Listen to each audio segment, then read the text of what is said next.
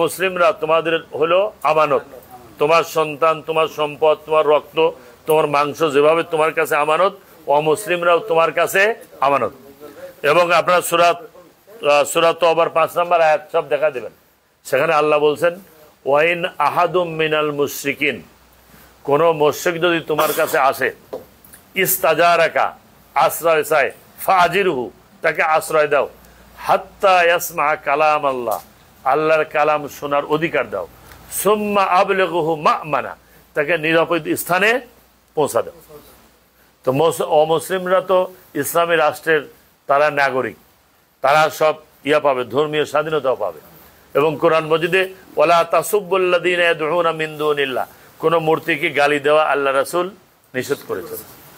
ইসলামী রাষ্ট্র হলে কি অমুসলিম থাকবে না? হিন্দু থাকবে না? ওদেরকে জোর করে মুসলিম বানানো হবে?